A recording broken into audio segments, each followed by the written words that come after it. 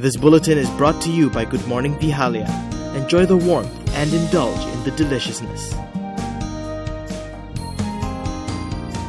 Good morning, good morning.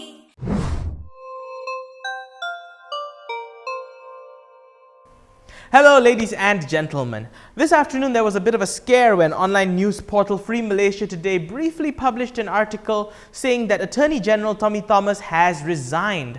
The article initially quoted a government source confirming his resignation, so if you spent your entire lunch break trying to find out why the link was no longer working or searching for the article, it's because they've taken the article down.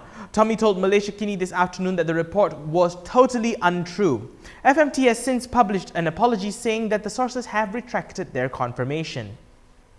Journalist with the Wall Street Journal Tom Wright, knowing for being hot on the trail of the 1MDB case, has suggested that former Prime Minister Najib Abdul Razak treated 1MDB as a political slush fund, where hundreds of millions of dollars were used for the benefit of his party and his family.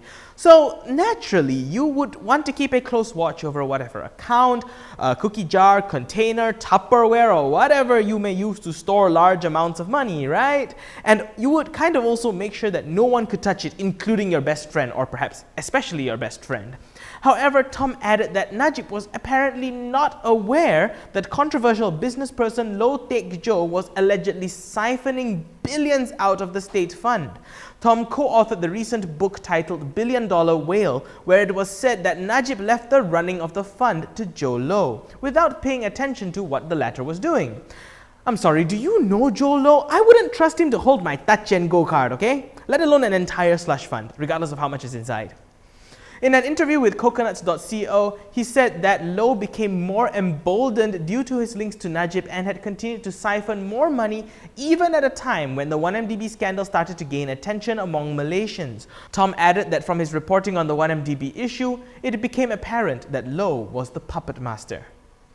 So now let's talk about our ex-PM Najib, who released several documents related to the multi-billion ringgit deposits that went into his personal bank account. This was done in the light of the new book that was released. He took the rather unexpected move of citing the book itself to back the claim that he actually returned $620 million out of a $681 million he claims to have received from a Saudi prince. The book did indeed note that these transactions did appear with an incoming $681 million followed by an outgoing $620 million. Najib himself released several receipts showing incoming transactions from Prince Faisal bin Turki. Some of these documents actually corroborate the US Department of Justice's civil forfeiture suit findings. However, this is believed to be a highly selective revelation, as Najib didn't reveal what exactly happened to the said money after it was returned. It is believed that part of the money actually went towards purchasing the infamous $27.3 million pink diamond necklace for Malaysian official one's wife. We all know the stereotype that's applied to many people who run as independents in elections. Most people think that they're there to split votes. However, today former MIC Secretary General G. Kumar Aman, who is planning to contest in the Port Dickson by-election as an independent candidate, said that he's doing this to teach UMNO a lesson, and more importantly, he wants to ensure that UMNO is defeated. He told Malaysia Kini that he would prefer if Pakatan Harapan wins. Yeah, strange times we live in, huh?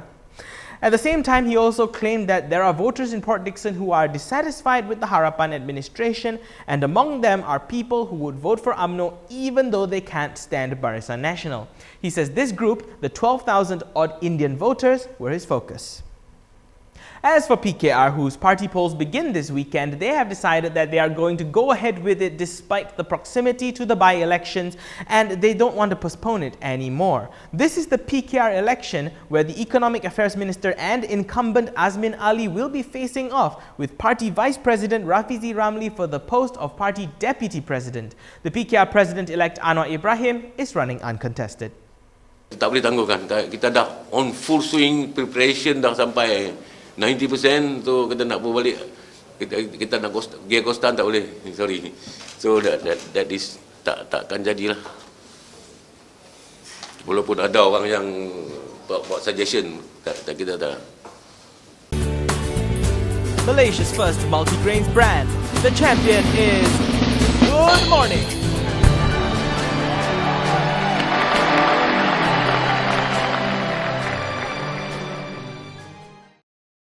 Now let's finish the bulletin with some medicine. 29-year-old Muhammad Luqman, who was charged for possessing, processing and distributing cannabis oil, was sentenced to death on the 30th of August by the Shah Alam High Court.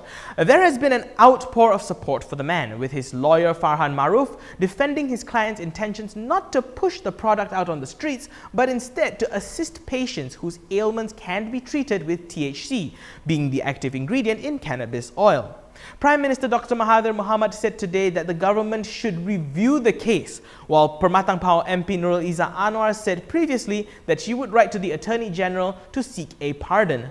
Well, Malaysia, we're sitting right below Thailand, which according to Bloomberg may be the first country in Asia to legalize medical cannabis. Should Malaysia follow suit, or should we keep our archaic drug laws which include a mandatory death penalty? Let's talk about it in the comments or on Twitter. Hit like, follow, subscribe and share this video. I'm Daniel Anthony. Thank you for watching.